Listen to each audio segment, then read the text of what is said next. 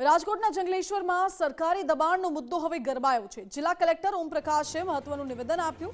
હાઈકોર્ટના નિર્દેશનું સંપૂર્ણ પાલન કરવામાં આવશે તેવું કહ્યું છે। અસરગ્રસ્તોને જીઆરટીમાં અપીલ કરવાની મુદત પણ આપી છે। હાઈકોર્ટે વહીવટીતંત્રને કોઈ સૂચના નથી આપી। જો કે સરકારી જમીન પર વૈકલ્પિક વ્યવસ્થાની જોગવાઈ પણ નથી કરાઈ। મોટા પ્રમાણમાં દબાણ છે, પરંતુ દરેકને વૈકલ્પિક જગ્યા શક્ય નથી।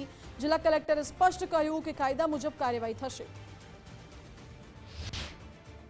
જે પણ આસામીઓ જે છે જેને સરકારી જમીન ઉપર મકાન બનાવ્યા છે અને જિલ્લા વહીવટીતંત્ર દ્વારા આખી પ્રક્રિયા પૂર્ણ કરવામાં આવી છે, આના પછી એક અપીલનો માધ્યમ છે જીઆરટી। ત્યાં માનનીય હાઈકોર્ટે જવાનું કીધું છે। આ લોકો જીઆરટીમાં અપ્લાય કરીને અને એઝ જે હાઈકોર્ટે ઇન્સ્ટ્રક્શન કર્યા છે, માનનીય હાઈકોર્ટે ઇન્સ્ટ્રક્શન ઇસ્યુ કર્યા છે કે 3 મહિનામાં જીઆરટી જે પણ નિર્ણય લેશે, તો જ્યાં સુધી જીઆરટીમાં નિર્ણય ચાલુ છે ત્યાં સુધી ઓફકોર્સ ડિસ્ટ્રિક્ટ વહીવટીતંત્ર કંઈ નહીં કરી શકાય।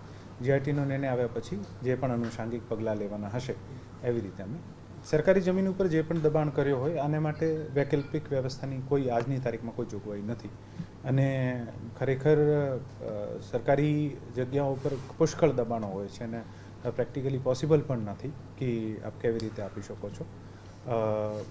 બાકી જે પણ માનનીય કોર્ટે ઇન્સ્ટ્રક્શન્સ આપ્યા છે, ઇન્સ્ટ્રક્શન મુજબ આ લોકો પોતાની રેમેડી, ડિસ્ટ્રિક્ટ એડમિનિસ્ટ્રેશનને કોઈ ઇન્સ્ટ્રક્શન નથી, આ લોકોને એક તક આપી છે અને જેવી રીતે નિર્ણય આવશે ફ્યુચરમાં જીઆરટી અથવા માનનીય કોર્ટના, એવી રીતે આપણે આગળ વધીશું।